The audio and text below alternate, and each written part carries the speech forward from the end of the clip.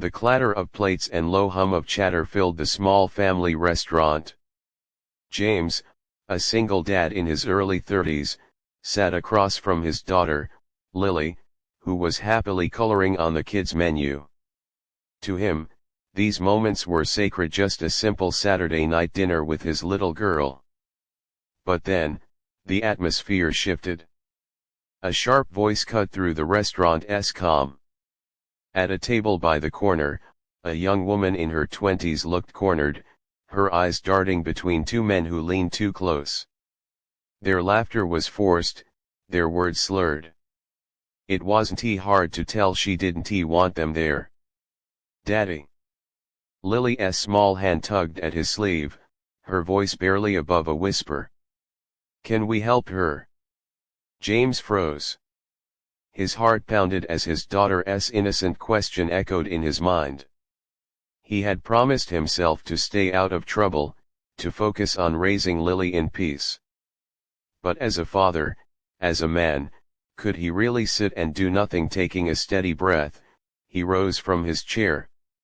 "Excuse me, gentlemen," James said firmly as he approached the table, his voice calm but unshakable.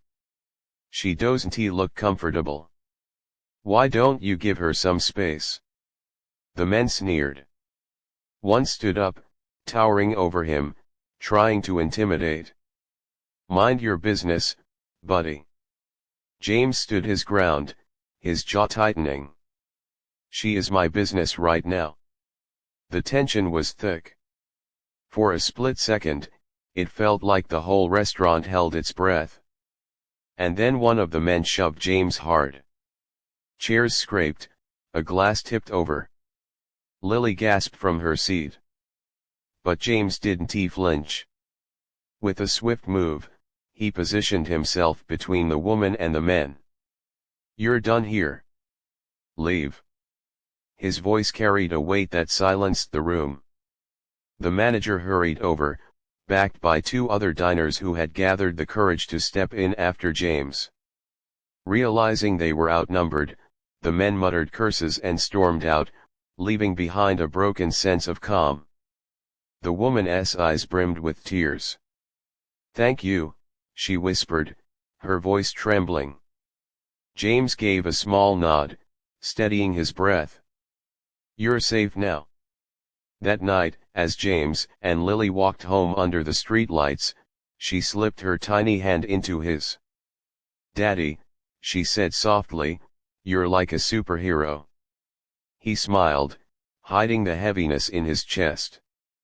"No, sweetheart. We just did the right thing." The next day, life returned to routine.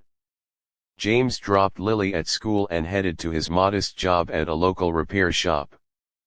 But just as he was wiping his hands clean from engine grease, the shop door chimed.